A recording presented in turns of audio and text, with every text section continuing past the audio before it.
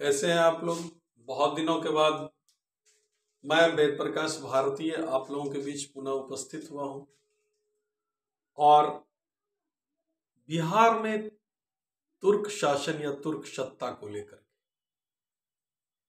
बिहार अगर आप पढ़ते हैं और बिहार के मध्यकालीन इतिहास को जानना चाहते हैं तो पाल वंश के बाद जो अस्थिरता का दौर हुआ और बिहार में जो तुर्कों की सत्ता स्थापित हुई या यूं कहें कि मुसलमानों की जो सत्ता स्थापित हुई, उस सत्ता को स्थापित करने में मोहम्मद गोरी का एक योग्य सैनिक या यूं कहें कि कुतुबुद्दीन ऐबक का योग्य सेनापति का बहुत ही बड़ा योगदान रहा और उन्होंने बिहार में तुर्क सत्ता को स्थापित किया, बिहार में इस्लामी सत्ता को स्थापित किया, जिसका नाम था इख्तियारुद्दीन मोहम्मद इब्ने बख्तियार खिलजी। इख्तियारुद्दीन मोहम्मद इब्ने बख्तियार खिलजी वह था कौन? इख्तियारुद्दीन मोहम्मद इब्ने बख्तियार खिलजी, बहुत पीछे तो नहीं जाना चाहता हूं, लेकिन आप इतना समझ लीजिए कि वह मोहम्मद गोरी का एक सेनापति था, एक सैनिक था, योग्य सैनिक था। और कुतुबुद्दीन ऐबक जो मोहम्मद गोरी के सेनापतियों में से एक थे, उनके वो सेनापति थे। लेकिन बात सन 1195-96 कुतुबुद्दीन ऐबक उत्तर पश्चिम के क्षेत्रों में व्यस्त था और उसी समय एक परिस्थितियां ऐसी बनी जिनमें कि कुतुबुद्दीन ऐबक से कुछ दिनों के लिए इख्तियारुद्दीन मोहम्मद इब्ने बख्तियार खिलजी को उनसे दूर रहना पड़ा। और इसी दूर रहने के क्रम में उन्हें अवध और बनारस क्षेत्र के जो जमींदार थे हिशामुद्दीन अबुल बक्र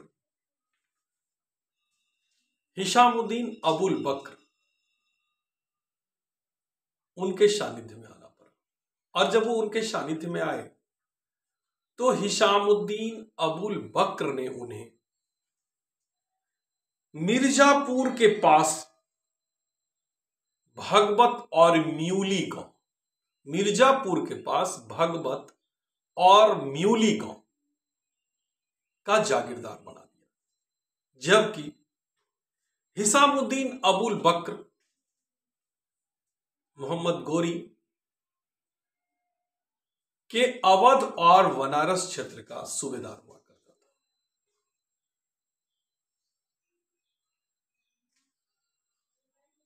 जब इख्तियारुद्दीन मोहम्मद इब्ने बख्तियार खिलजी को जागीरदारी प्राप्त हुई,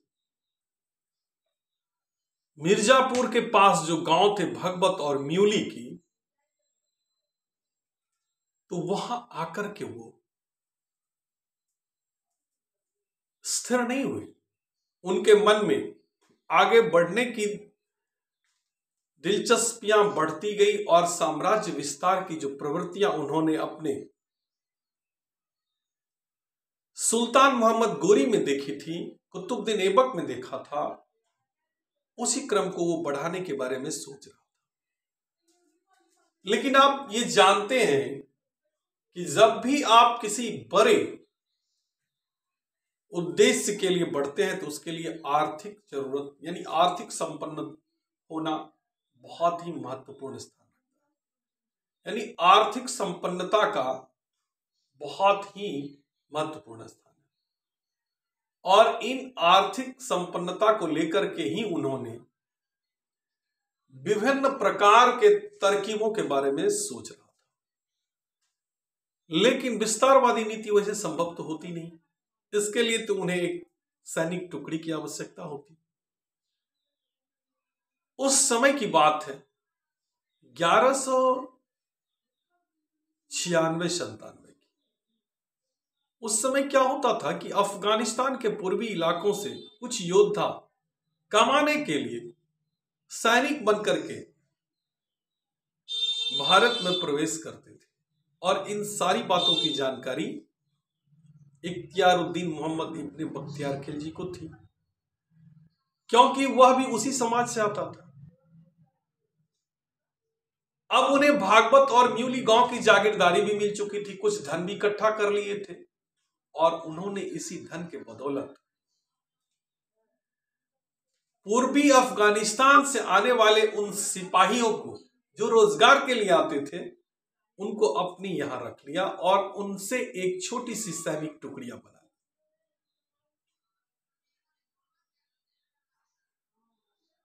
और उन छोटी सी टुकड़ी के बदौलत अब वो जिनके यहां, जिन सूबेदार के यहां उनको जागीरदारी मिली थी, उनके ऊपर तो दृष्टिपात कर नहीं पाते क्योंकि वो उनसे काफी शक्तिशाली थे। जी हां, मैं किसकी बात कर रहा हूं? तो हिसामुद्दीन अबुल बक्र का, जिनका कि वो सहायक थे। इख्तियारुद्दीन मोहम्मद इब्ने बख्तियार खिलजी हिशामुद्दीन अबुल बक्र के सहायक थे, तो उसके विरुद्ध तो वो युद्ध कर नहीं सकते थे, उनके विरुद्ध तो वो विस्तारवादी नीति को अपना नहीं सकते थे। तो उनका ध्यान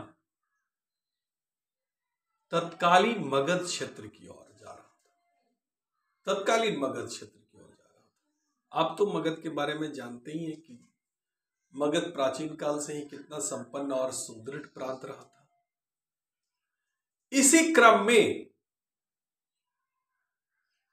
उन्होंने क्या देखा, इसी क्रम में उन्होंने देखा क्या कि पटना से पश्चिम जो मनेर का इलाका है, पटना से जो पश्चिम मनेर का इलाका है, वहां पे एक मुसलमानों की बस्ती मोमीन आरिफ ने स्थापित की थी। मोमीन आरिफ नाम का एक मुसलमान, मोमीन आरिफ नाम का एक मुसलमान पटना के मनेर के पास एक बस्ती स्थापित की थी।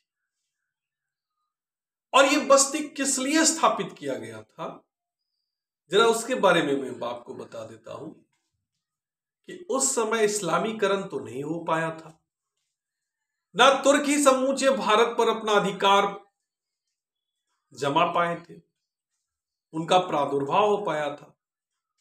तो कहीं ना कहीं इस्लामीकरण को लेकर के ही मोमीन आरिफ ने मनेर के पास एक छोटी सी मुसलमानों की बस्ती बसाई और धीरे धीरे इस्लाम का प्रचार करने लगे। इस्लाम का प्रचार करने के क्रम में उन्हें इस्लामों के धर्मगुरु ताज मोहम्मद की सहायता प्राप्त हुई और ताज मोहम्मद के माध्यम से उन्होंने काफी धन भी इकट्ठा किए, धर्म के नाम पर, इस्लाम के नाम पर। और उन्होंने मनेर के तत्कालीन शासक को, जागीरदार को धोखे से मार दिया। और जब मनेर के शासक की मृत्यु होती है, उसका निधन होता है और स्वयं मोमीन आरिफ मनेर के प्रधान बन बैठे। इन सारी चीजों पर इख्तियारुद्दीन मोहम्मद इब्ने बख्तियार खिलजी दृष्टिपात किए हुए था, क्योंकि मैंने आपको पहले ही बताया, मैंने क्या बताया आपको कि इख्तियारुद्दीन मोहम्मद इब्ने बख्तियार खिलजी को जब भगवत और म्यूली गांव मिला और उन्होंने एक छोटी सी सैनिक टुकड़ी भी बना ली, तो उसका ध्यान पश्चिम की ओर ना जाकर के पूरब की ओर जा रहा था, विशाल मगध के क्षेत्र, यानी पाल शासकों के राज्य। और उन्होंने देखा क्या, जो वहां जो खास करके मोमीन आरिफ ने एक मुसलमानों की बस्ती बसा ली है, तो धर्म के नाम पर तो वहां पहुंचा जा सकता है, लेकिन मोमीन आरिफ और ताज मोहम्मद के किए गए कुकृत्य के अनुसार जो मनेर के प्रधान मोमिन आरिफ जो बन बैठे थे, इस पर दृष्टिपात किए हुए था कौन? इख्तियारुद्दीन मोहम्मद इब्ने बख्तियार खिलजी। जैसे ही वो मोमिन आरिफ मनेर का प्रधान बना, तत्क्षण अपनी छोटी सी सैनिक टुकड़ी को लेकर के इख्तियारुद्दीन मोहम्मद इब्ने बख्तियार खिलजी ने कर्मनाशा नदी को पार किया और मनेर पर आक्रमण कर दिया। मनेर पर आक्रमण ही नहीं किया, उन्होंने मोमिन आरिफ की हत्या कर दी, ताज मोहम्मद की हत्या कर दी और स्वयं मनेर को अपने अधीन कर लिया। मनेर को अपने अधीन करने के उपरांत उन्हें प्रचुर मात्रा में धन प्राप्त हुआ और इस धन के प्राप्त होते ही उन्होंने विस्तारवादी नीति का अपना जो अंदर में उनके आग भभक रही थी उसको आगे बढ़ाने के लिए उन्होंने कुतुबुद्दीन ऐबक जो उनके सुल्तान थे, उनके गुरु थे, उनके पास उन्होंने एक याचिका दे डाली, क्या मैं आगे आक्रमण कर सकता हूं? कुतुबुद्दीन के द्वारा उन्हें स्वस्ति मिली, हां तुम आक्रमण कर सकते हो। विस्तारवादी नीति, इस्लाम के प्रचार के लिए, इस्लाम के विस्तार के लिए, तुर्क सत्ता को स्थापित करने के लिए तुम आगे बढ़ सकते हो। जरा आप सोचिए, अगर किसी बड़े शक्ति का साया आपके सर पे आ जाए, हाथ आ जाए, तो आपकी शक्ति निसंदेह आगे बढ़ जाती है और आप उसमें कहीं से भी पीछे नहीं हटेंगे। इसी का तो फायदा उठाया इख्तियारुद्दीन मोहम्मद इब्ने बख्तियार खिलजी ने। उन्होंने अपनी फौज को एकत्रित करके उदंतपुर पर आक्रमण कर दिया। अब उदंतपुर पर आक्रमण करने के पीछे कारण क्या थे, जरा यहां सोचिए। किसी भी संप्रदाय के लिए, किसी भी प्रांत के लिए उनके जो धार्मिक स्थल होते हैं उनकी काफी महत्ता होती है। अगर आप किसी के धार्मिक स्थल पर चोट कर दिया और उसे प्राप्त करने में आप विजयी रहे तो निश्चित रूप से आप उस क्षेत्र को तो अपने अधीन कर ही लेंगे। इसलिए उन्होंने उदंतपुर का चयन किया। अब उदंतपुर के चयन के पीछे राज तो मैंने आपको बता दिया, लेकिन यह उदंतपुर में हुआ क्या? उदंतपुर का जो क्षेत्र था, जिसे कि आप उदंतपुरी भी कहते हैं, वहां के राजा थे इंदुमन भीरू। वहां के राजा थे इंदुमन भीरू। वो काफी शांत प्रिय राजा थे और वो पूरा क्षेत्र जिसको आप कहते हैं नालंदा, राजगीर, बिहार शरीफ, बख्तियारपुर, वर्तमान का जो क्षेत्र है, वो सारा क्षेत्र जैनिज्म यानी जैनों के लिए, बौद्धों के लिए एक रमणीय स्थल था, एक धार्मिक स्थल था। पूरे विश्व से, चाहे चीन हो, जापान हो, थाईलैंड हो, इंडोनेशिया हो, जावा हो, सुमात्रा हो, यानी विश्व के विभिन्न देशों से उन पवित्र भूमि का दर्शन करने के लिए बौद्ध विद्वान, जैन मुनि आया करते थे। उन क्षेत्रों को विहार करके संबोधित किया जाता था, यानी क्या पवित्र भूमि कह के संबोधित किया जाता था, रमणीय स्थल करके संबोधित किया जाता था। तो उदंतपुर पर इख्तियारुद्दीन मोहम्मद इब्ने बख्तियार खिलजी ने आक्रमण कर दिया और वहां का जो शासक था इंदुमन भीरू, वह भाग गए। लेकिन यह चीज मगध के प्रांतपति को कैसे अच्छा लगता। तभी मगध गोविंद पाल यानी पाल शासक गोविंद पाल के अधीन हुआ करता था और उन्होंने जब देखा मनेर तक उनकी दृष्टि नहीं गई थी, लेकिन जब उन्होंने देखा कि इनकी हिम्मत बढ़ गई और इन्होंने हमारे क्षेत्र उदंतपुर पे आक्रमण कर दिया, तब उनसे रहा नहीं गया और उन्होंने बिना तैयारी किए ही, जबकि इख्तियारुद्दीन मोहम्मद इब्ने बख्तियार खिलजी पूरी तैयारी के साथ उदंतपुर पर आक्रमण किया था, लेकिन गोविंदपाल ने बिना तैयारी किए ही उनसे जा टकराया।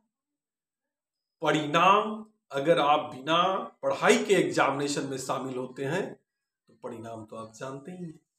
ठीक वही हुआ, गोविंदपाल मारा गया और उदंतपुर पर इख्तियारुद्दीन मोहम्मद इब्ने बख्तियार खिलजी का शासन स्थापित हो गया। और इस शासन स्थापित होने के तदुपरांत उन्होंने क्या किया? इस शासन स्थापित होने के तदुपरांत उन्होंने गोपाल द्वारा स्थापित उदंतपुर विश्वविद्यालय को नष्ट कर, कुमार गुप्त द्वारा स्थापित जो 450-470 के करीब नालंदा विश्वविद्यालय की स्थापना हुई थी, उसको तहस नहस कर दिया, उनमें आग लगा दी और हजारों हजार बौद्ध भिक्षु, जैन भिक्षु और नालंदा उदंतपुरी के छात्रों का कत्लेआम किया।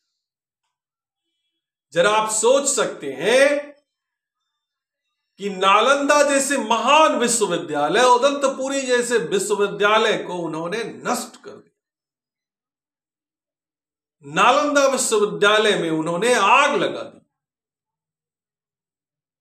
नालंदा विश्वविद्यालय के बारे में अगर थोड़ी सी जानकारी मैं आपको यहां पूर्ण रूप में नहीं देना चाहता हूं कि नालंदा विश्वविद्यालय का जो पुस्तकालय भवन था वो 9 मंजिला भवन हुआ करता था। 9 मंजिला भवन हुआ करता था और ये जो पुस्तकालय भवन थे, ये पुस्तकालय भवन 9 मंजिला पुस्तकालय भवन, जिस विश्वविद्यालय में 10,000 छात्र पढ़ते हो, जिस विश्वविद्यालय में 2,000 आचार्य नियुक्त हो, आप सोच सकते हैं उस विश्वविद्यालय की महिमा। उस पुस्तकालय भवन में कहा जाता है कि 3 लाख पुस्तकें संग्रहित थी। उस पुस्तकालय में 3 लाख पुस्तकें संग्रहित थी।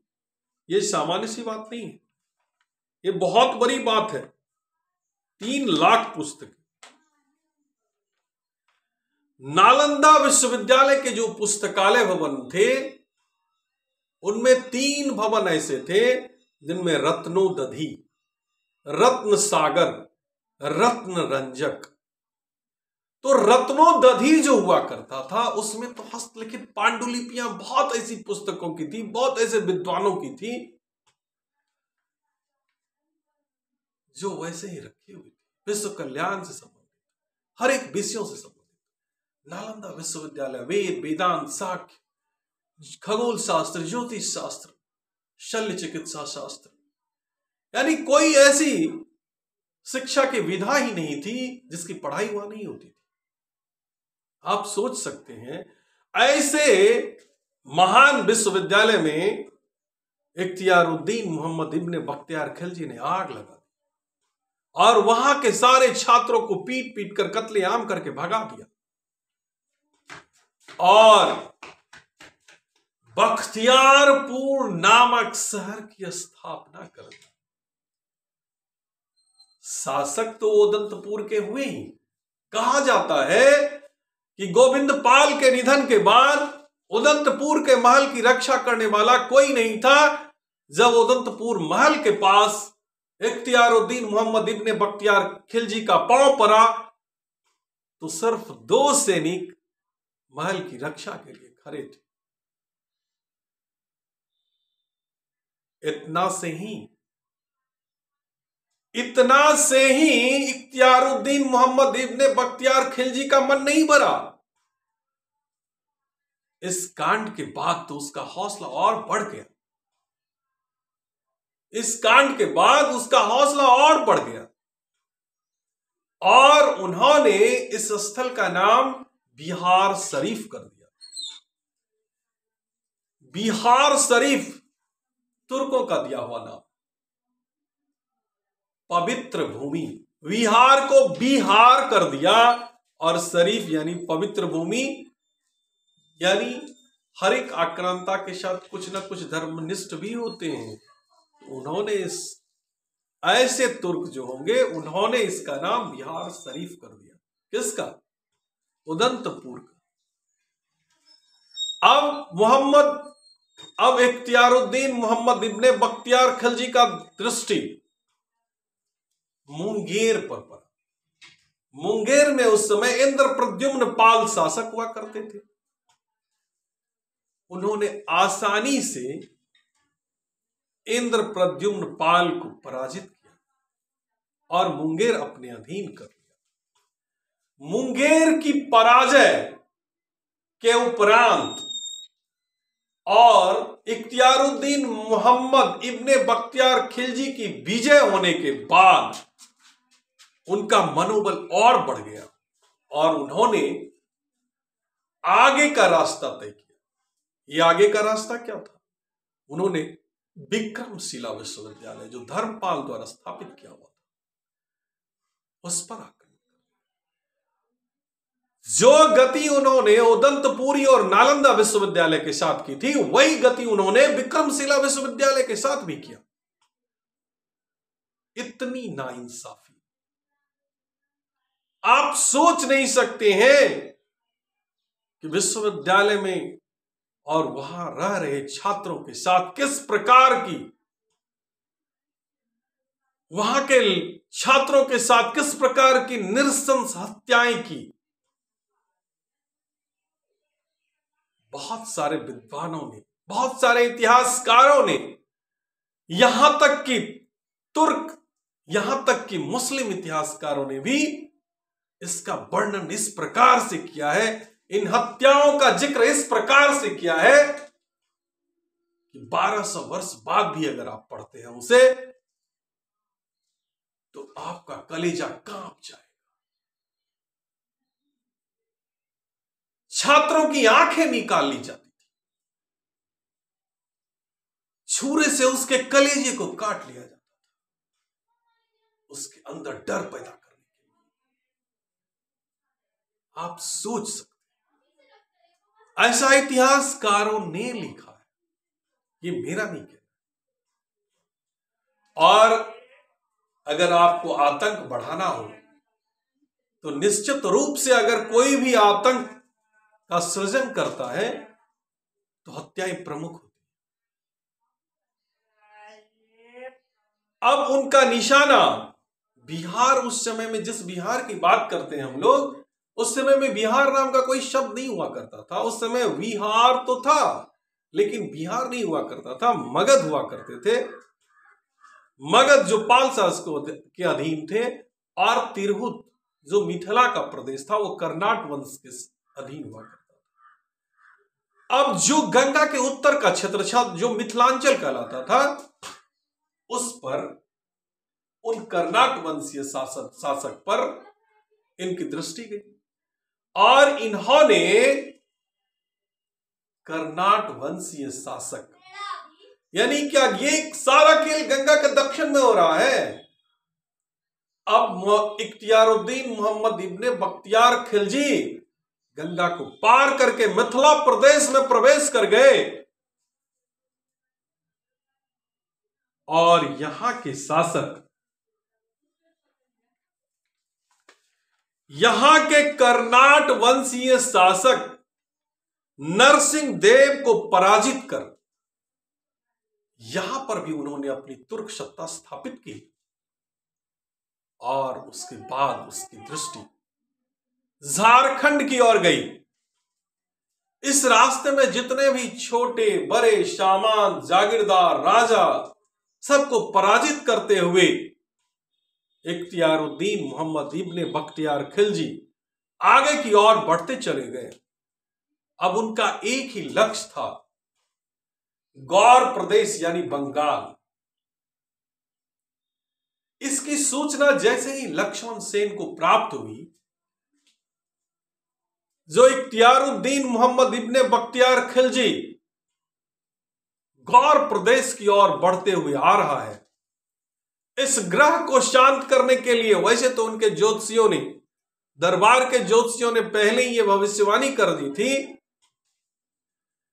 कि लक्ष्मण सेन के राज्य पर एक आक्रमण होगा जिसमें कि उसका शासन चला जाए। फिर भी इस ग्रह को शांत करने के लिए, यह घटना है 1203 की, उन्होंने ऐन्द्री महाशांति यज्ञ का आयोजन किया। ऐन्द्री महाशांति यज्ञ किसने? लक्ष्मण सेन ने। कहां पे? गौर प्रदेश में, अपनी राजधानी नादिया में। लक्ष्मण सेन की राजधानी नादिया हुआ करती थी। उन्होंने ऐन्द्री महाशांति यज्ञ का आयोजन किया, लेकिन इस यज्ञ के उपरांत भी यह यज्ञ पूर्ण नहीं हो पाया था।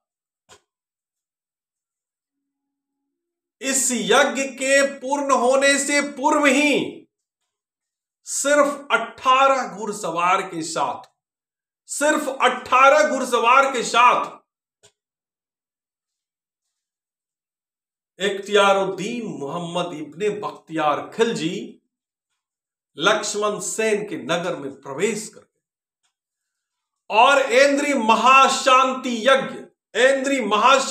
यज्ञ पर बैठे हुए लक्ष्मण सेन को जब यह जानकारी प्राप्त हुई, वो यज्ञ वेदी से उठ करके भाग खड़े और सिर्फ 18 घुड़सवार, जबकि उनके सैनिक पीछे हो चले थे, पीछे से आ रहे थे, सिर्फ 18 घुड़सवारों के बल पे उन्होंने नादिया को अपने कब्जे में ले लिया। नादिया का इलाका दक्षिण बंगाल में पड़ता है और अपने अधीन करने के उपरांत उन्होंने इस साम्राज्य को सुदृढ़ करने के लिए, क्योंकि उनका इलाका तो अब अवध बनारस के पार यानी कर्मनासा नदी को पार करते हुए नादिया तक पहुंच चुका था, बंगाल तक पहुंच चुका था। अब इसे उसे एकत्रित रखना था, अब इसे उसे एकता के सूत्र में बांध कर रखना था। और यह संभव कैसे हो पाता?